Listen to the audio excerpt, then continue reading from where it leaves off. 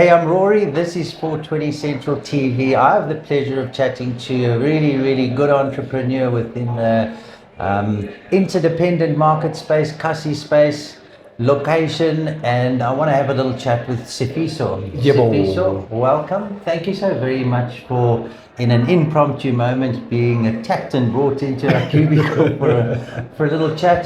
Thank you so much. Yeah. Give us a little bit of your insight as to what you saw today. What's right? What's wrong? No, thank you for that. And thank you to the viewers of 420 TV. I think it was quite an interesting tour. I think we started out with the tour to go to Alexandra Township. I think for me, a lot of things have just come out from my mind when I saw, what dime is. I'm still a bit confused of what it is exactly. Because I think certain things, they kind of have to be as practical and as clear and as simple as they should be for me as a Kasi, entrepreneur, if I may put it that way. But I always call myself as a township intermediary solutionist thinker, where I kind of challenge, the narrow view of what Kasi is. I think my concern continuously be that we are talking about formalizing and informal economies. Within what context, I'm not quite sure. What I know is that there has been about 2,552 publications that have gone fast since the enactation of the Act itself back in 2021. There are about 145 studies that have been published around the subject matter of the township economy. None of them, I think, really pretty resonate with me. I think they are just reintroducing people that have no clue of how the township economy is set up. Agreed. To have an opportunity to see how they can be able to exploit opportunities within the township. So there is a conflicting statement that exists that says townships are looked in two kind of perspective. The first perspective is that they're a problem. We have to find a way of how we solve those problems. How do we manage it? How we manage the problem. And then the secondary part will actually be opportunities, right? And I think there's a peddling and a continuous peddling of those that comes from the outside to say, let's reflect to you how opportunities look like in this economy, right? And I think that's the reason why there's an obsession of how we formalize this economy. I think most important thing that came out today, there's a lady that came out and says, probably is our way of formalizing this business so that they can pay tax.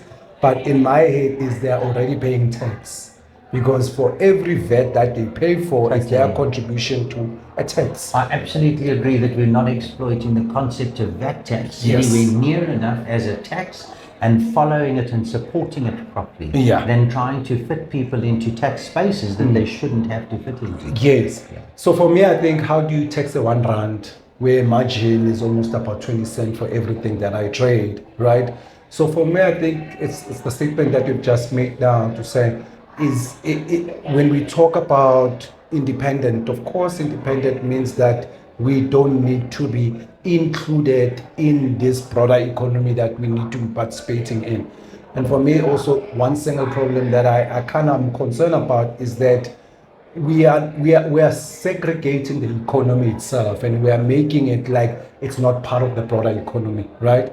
We are kind of taking it and saying, this is an economy that you are not aware of, but we think that it exists in isolation of the bigger economy, because a cascading effect or impact of any broader economy that we suffer, it will cascade down to this economy. So why are we kind of making it special?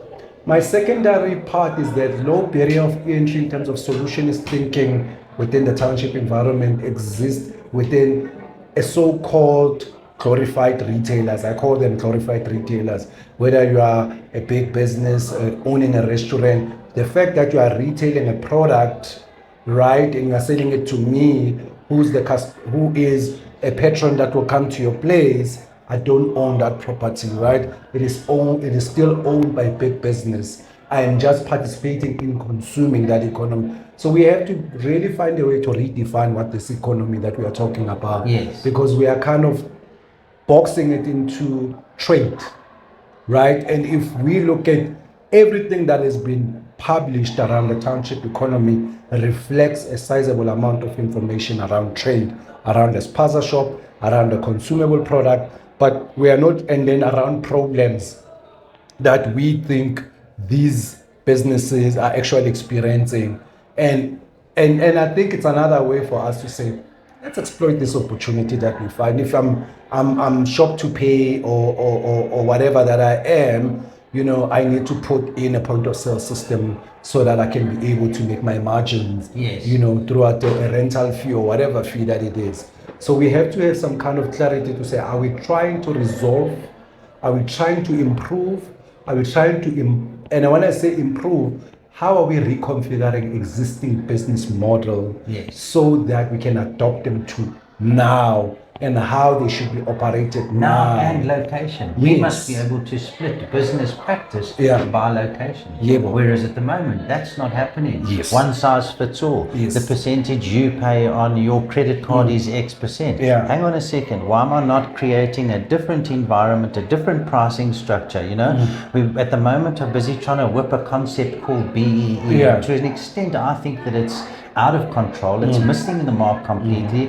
And if you ask people, innovators like yourself, entrepreneurs like yourself, you could come up with 3 or 4 or 5 alternatives that Yeah. would empower an economy within the geez, I keep getting that word, interdependent Yeah. market. Those are the things that need to be being thought of. How do we use current business systems, modify them, and get away from this Yeah. one size fits all mentality? And secondly, let's create systems that are in support of empowering the business rather than their objective is how do I tax you? Yeah. And I think it's also the same. I mean, what is practical is there's a spaza fund that exists currently, right? But for you to be able to access that, they talk about compliance, isn't it? Yes. So we then find an opportunity, or whoever finds an opportunity to say, actually, there's an opportunity for us to work with spazas and make them compliant, but we are always getting stuck. Where? At plenary, right? At town planning. Because if we look at the bylaws that govern town planning, we just saw a spaza that is just built just on a pavement, right? So are we saying we are going to be able to create a customizable policies, all right, or bylaws that are customizable for each township, like you are saying, or are we going to continue using a blanket approach? I think you've got to look at a combination of two. You Yeah. cannot ignore local Yeah. and local requirement, but I suppose you also can't have a free for all. Yeah. But what it brings to mind to me is we're fantastic theorists. We're really, really poor practitioners. Yeah. And that's the thing is too much of this is boardroom concepting. Yeah. Then on the ground it doesn't fit here. Yeah. And can't fit here. So we're finding ourselves in this first world solution, make it fit, rather than, hold on a second, this is not that space. It's a powerful space. It's an economic wonder. How do we empower it, not tax it? Back to the VAT opportunity and empowering the financer to go through that environment to help itself. And you can rest assured your VAT contribution will be more than you could ever imagine, trying to put structures in place to tax it via first world taxation structure. So that brings me to this. I think it's an important point that you're bringing up, that last year I published a white paper after my bookshop debacle when we closed, and I think I reflected on what have I learned in the last 6 years or 7 years when I was operating a business in the township. But the white paper was really focused on intermediary organization which operate within the township and operate every day with township SMEs, to say there is an important role of a think tank, a solutionist thinking think tank that needs to be set up to begin to address issues of the township, right? Absolutely. And we need to really begin to gear ourselves towards that, to say we are implementing programs to address issues of township businesses, but we are working in isolation of intermediaries that are actually there every day and are there to support small businesses in every way that they can. think of a model that is quite similar to the Department of Social Development, right? Where social development invite NGOs and says, we have capital for you to help us manage the social challenges that we have. Turn it on its head.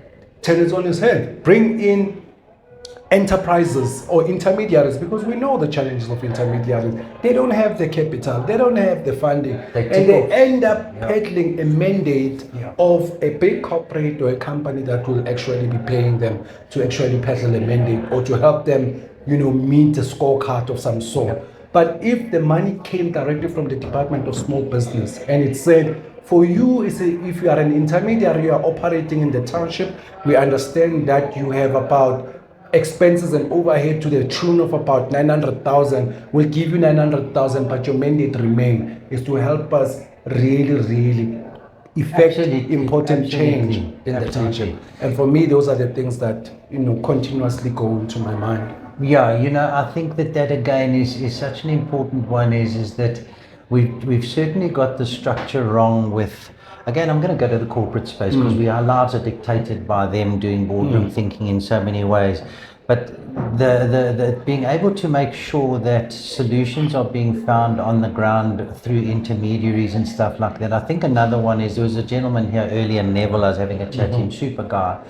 And he does evaluations of, I think it was around corporate social investment. And you touch on it there is, for me, the millions stroke billions that are being spent and should be being spent on corporate social investment are still to this day, 31 years later, because let's assume it became a big thing back in 1994, is that those are still today being mismanaged. And the reason for it is it's a box on a list of costs and deliverables on a corporate spreadsheet. And someone says, corporate social investment, did we make our target? Yeah, did we spend what we said we would? Okay, good, tick. There's no evaluation of where, how, and whether it was employed in the right place. You've got someone who sits within an office who says, I've got 1 or 2 pet projects, or 3 people have approached me. And in actual fact, I think you destabilize an economy, an Akasi economy, by having those uncoordinated interventions that people pat themselves on the back for. True. I think you're completely right that for us to be able to formulate solutions, and meaningful one and impactful one, we really have to take data into consideration. But most importantly, data is not the number, but it's the insights. We have to have an understanding of what are the insights, what is data telling us, and how can we turn that data into practical interventions, not interventions that are linked with a strategy and an outcome of a big party that is funding that activity. I think we need to have an intention. We actually even have to create a development plan for the township. 30 years, and say to ourselves, within 30 years, these are the things that we're going to address. We're going to take back all the infrastructure that is idling, that we don't know who owns it. We as the city, we're going to take it back. We're going to do this, we're going to do that. And in 30 years, this is what we are trying to achieve. And I think if we could... And that's community up, dude. That can only work because they are the beneficiaries of it. Right. And also, you can't want to change a township economy in isolation of township communities, most importantly, township intermediaries. We are in a country, and for me, I'll be short for this if I have to, but I think we're in a country where big business and big NGOs continuously become the beneficiaries of all the CSI funding or any other funding, because they have systems and processes that they've put in place. Exactly right. But there is no intention to say, let's develop intermediaries and let's make our job easier. So actually getting in touch with what the demand or the requirement is, rather than ticking off, we've done something. No, not use them to say they become our strategic partner, but you pay all your salaries to yourself and your organization, and they happen to be the mobilizers of people so that you can talk to them, and then you give probably a leader about 10,000 rand to say thank you for that. It wouldn't work, and that's the reason why we don't have cohesiveness among intermediaries, because they are not supported, and they need to be supported. And whoever gets into the township, get a strategic partner who's an intermediary. empower them parallel to the process. Let, when you exit, have an intermediary that is fully empowered, that is compliant, that is able to also go and fend for itself when it's looking for capital, so that they can be able to implement meaningful programs within township environment. That's my take. I love it. Sifiso, Yeah. for your time, bro, Thanks as so an much. impromptu. Yeah. Thoroughly enjoy it. Thanks for your insights. Thank you so I hope much. we get to chat again. Yeah, people check me on YouTube. I've got a couple of interviews there. I've got a white paper that I just published. It's called the Township Jive. And then I got another one for backyard real estate. So I've actually been dedicating a proportion of my life just to make sure that I gather insight and I'm able to inform those who want to invest in this environment. The thinking should always be different. Thank you so much. 420, wire. We'll drop those details in for you so you can get and catch up on some of the other interviews. You take care, my brother. Thanks, bye-bye. Thank you so much. Have a lovely one, man.